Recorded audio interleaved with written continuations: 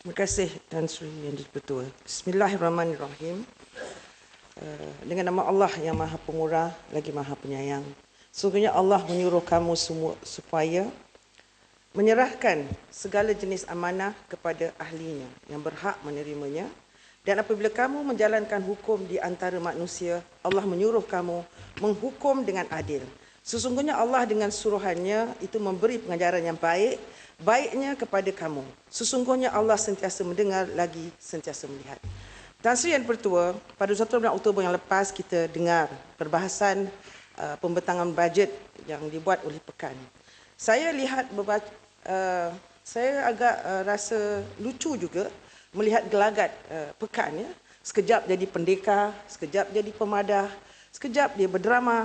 Ini satu kelucuan pada saya, apatah lagi disebutkan oleh Sepang tadi membawa beberapa orang daripada golongan-golongan yang tertentu untuk menyerikan lagi kononnya pembentangan beliau.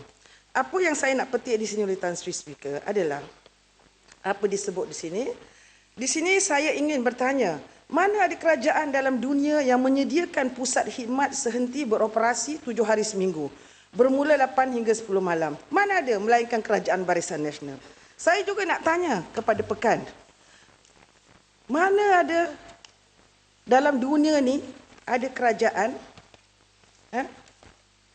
yang satu dunia sedang memperlihatkan Malaysia dengan Perdana Menterinya terlibat dengan skandal 1MDB. Kerajaan mana di dalam dunia ini yang Perdana Menterinya didepositkan 2.6 bilion ke dalam akaunnya?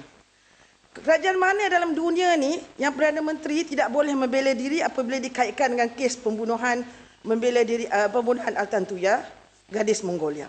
Kerajaan mana di dalam dunia ini yang pengarah jawatan air boleh mengumpulkan kekayaan 52 juta tunai di premisnya?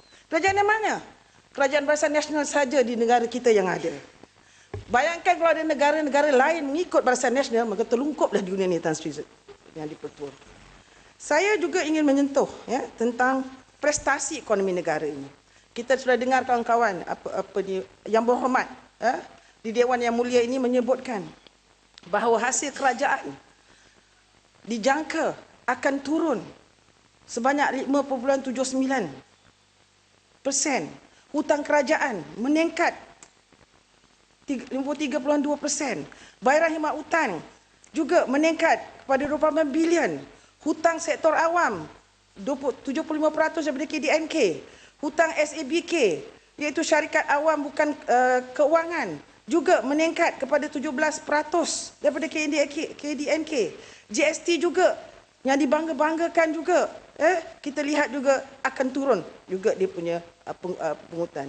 Petroleum, harga minyak juga akan jatuh juga. Dan prestasi ekonomi kita adalah tidak berapa baik.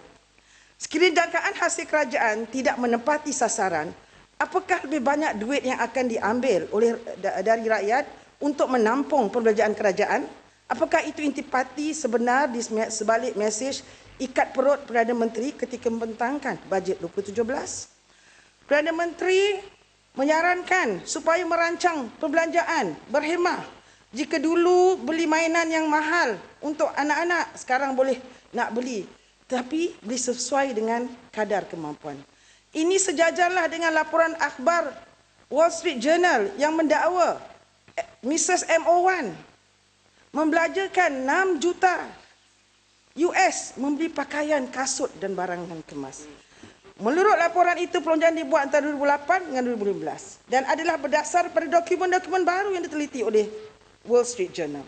Dokumen-dokumen baru mendedahkan Mrs. MO1 membelanjakan sekurang-kurangnya 6 juta melalui charge kad kredit dan di manakah walaupun tidak punya sumber pendapatan kecuali gaji MO1. Pada Mac, dan di sini saya lihat Perdana Menteri umum juga berbagai-bagai janji. Kononnya Perdana Menteri, kononnya bermadah.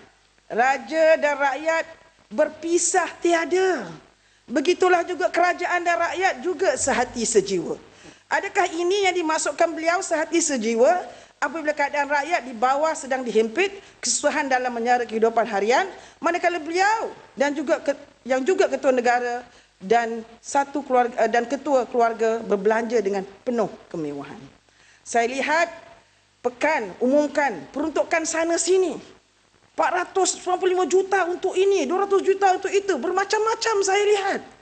Dan memberikan ruang untuk meningkatkan hutang pinjaman. Tapi malangnya pekan tak berani untuk mengenakan gaji minima yang akan dapat membantu rakyat menjamin masa depan mereka dalam jangka yang lebih panjang. Sekiranya ini terjadi, Tan Sri Yang Dipertua, kita lihat bagaimana beberapa kali Kerajaan Barisan Nasional berjanji sana sini dan tapi tidak disempurnakan. Dulu sebelum pilihan raya kata tak ada naik harga minyak, lepas pilihan raya naik harga minyak. Inikah jenis pemerintah yang hendak kita dengar dalam dewan ini? Allah memerintahkan supaya segala amanah diberikan hanya kepada pihak yang layak dan mampu untuk menerimanya sahaja. Amanah merupakan satu nilai yang boleh dipertimbang melalui perbuatan.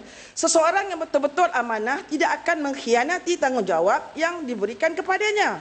Rasulullah SAW telah bersabda, maksudnya, tidak sempurna iman bagi sesiapa yang tiada amanah pada dirinya dan tiada agama bagi orang yang tidak dipercayai janjinya.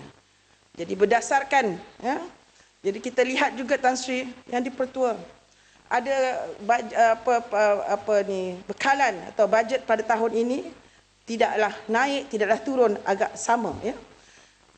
Saya juga lihat mengkaji bahawa sebanyak 19 kementerian yang anggaran pembelajarannya telah diperuntukkan, semuanya menurun.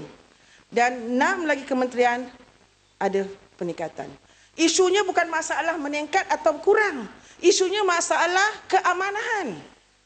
Good governance, tata kelolaan yang baik, yang mampu menjalankan kerja dengan efisien.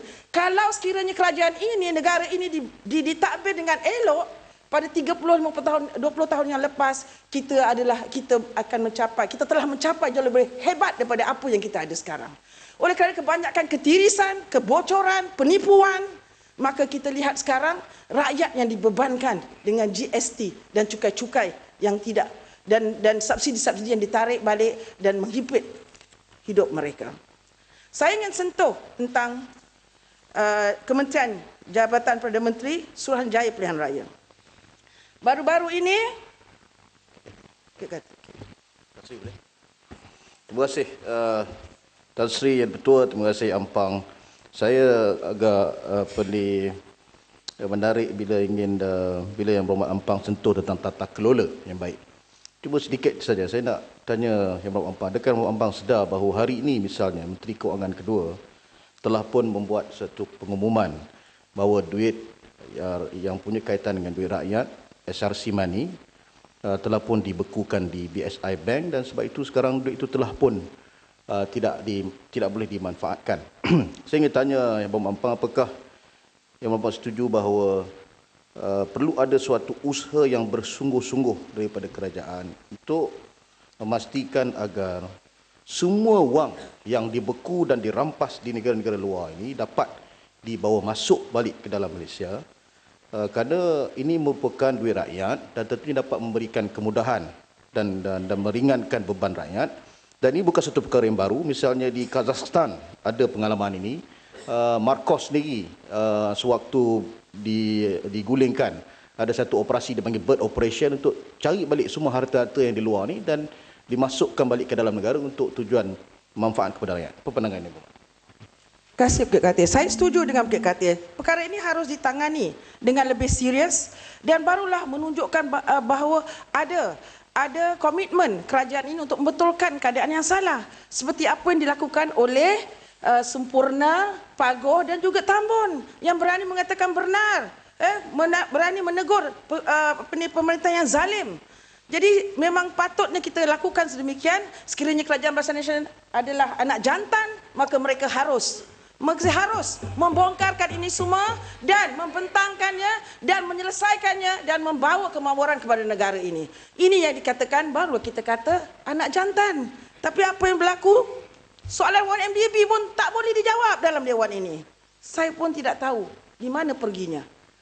Jadi Tan Sri Speaker, saya tak sentuh tentang Suruhanjaya Pilihan Raya. Ya. Saya pilihan raya sibuk membuat persatuan semula. Dengan mengukir bentuk-bentuk yang cantik dulu, kalau PJ dah tak rupa PJ, Subang tak rupa Subang. Untuk kerana apa? Untuk memuaskan nafsu political master mereka. Dengan harapan kononnya boleh mencuri kerusi sikit sana daripada Pakatan Harapan. Ini saya percaya akan menjadi satu tragedi kepada Barisan Nasional kerana senjata akan makan tuan. Senjata akan makan tuan. Saya sebut di sini kerana apa? Dah lepas tu nak marah bersih. Bersih memperjuangkan apa? Memperjuangkan pilihan raya yang adil. Persempadan semula yang demokratik. Apakah salah untuk mengadakan perhimpunan aman untuk menuntut hak-hak yang patutnya dilaksanakan oleh kerajaan, kononnya kerajaannya nak mencapai negara maju pada tahun 2020. Kalau inilah standard demokrasi yang ada dalam negara ini, tahun 2020 kita hanya dalam atas kertas saja yang akan mencapai negara maju, Tan Sri Speaker. Saya minta juga agar SPR memikirkan cara yang lebih progresif, cara yang lebih berfaedah, iaitu membentangkan satu kertas kerja polisi baru dalam pilihan raya, memperkenalkan electoral system mixed proportional representative system yang mana ianya akannya lebih adil dan lebih demokratik. Dan dengan ini juga saya minta Kementerian Wanita agar memperkasakan mixed proportional representation system ini, kerana kalau kita lihat dalam negeri di Asia Tenggara, hanya Malaysia dengan Myanmar saja masih melaksanakan sistem first past the post pilihan raya. Jadi saya minta Kementerian Wanita untuk mengangkat agenda ini kerana IPU Research telah mencatatkan bahawa dengan adanya sistem proportional representation ini, ianya akan dapat menambahkan peratus penglibatan ahli parlimen wanita dalam Dewan Rakyat ini. Datuk Tan Sri Yang di-Pertua, saya juga ingin menyentuh tentang isu kanak-kanak, penderaan kanak-kanak. Kanak-kanak yang mana kita tadi berapa teman di sini, yang berhormat, sudah berapa yang tersentuh, dan saya ingin mengucapkan tahniah kepada Lili Suriani, pelakon Suriani telah menjuarai isu ini, dan saya harap Kementerian Wanita juga serius untuk memikirkan undang-undang, untuk menggubal undang-undang agar mereka-mereka ini, predators ini, diambilkan tindakan yang lebih keras seperti di Indonesia, di mana perogol-perogol di bawah umur akan dikenakan, diyunakkan, apa Melayu cakap? Diyunakkan, dan itu adalah satu tindakan yang sangat serius dibuat oleh Presiden Indonesia. Dikembirikan, dikembirikan, maka saya menyokonglah sekiranya ada undang-undang sedemikian agar pemangsa-pemangsa yang terutama terhadap anak-anak bawah umur dikembirikan di Malaysia ini juga. Saya nak sebut tentang ICU, Implementation Coordination Unit, yang mana saya pun rasa, saya tak tahulah sama ada berlaku di Subang ke tidak, di mana projek-projek ICU ini terjah di kawasan Ampang, membabi buta tanpa memberi pengetahuan kepada pihak berkuasa tempatan, masuk ke dalam kawasan, buat projek kecil-kecil saja, lepas tu mempacakkan tiang. Ini projek ICU. Tahu projek apa, Tan Sri? Yang di-Pertua. Projeknya dalam satu taman kanak-kanak yang berukuran 20 kaki by 40 kaki, disumbatkan satu trek penjalan kaki dalam satu sekang kera punya permainan kanak-kanak yang tidak diperlukan. Jadi penduduk pun kata heran, siapa punya kerja ini? Ini orang bodoh saja buat kerja ini. Dan bila saya siasat, rupanya daripada Implementation Coordination Unit. Kau nak buat kerja tu, tolonglah buat kerja semenggah. Kerja tak berfaedah ni buat apa? Sebab tu baik ICU ni, masuk ICU lah. Masuk ward ICU lagi bagus. Tak tahu buat kerja, masuk ICU lagi bagus. Saya juga nak sebut tentang Kementerian Wanita. Saya lihat prestasi wanita parti yang telah diangkat oleh UNDP, telah diangkat oleh Nation.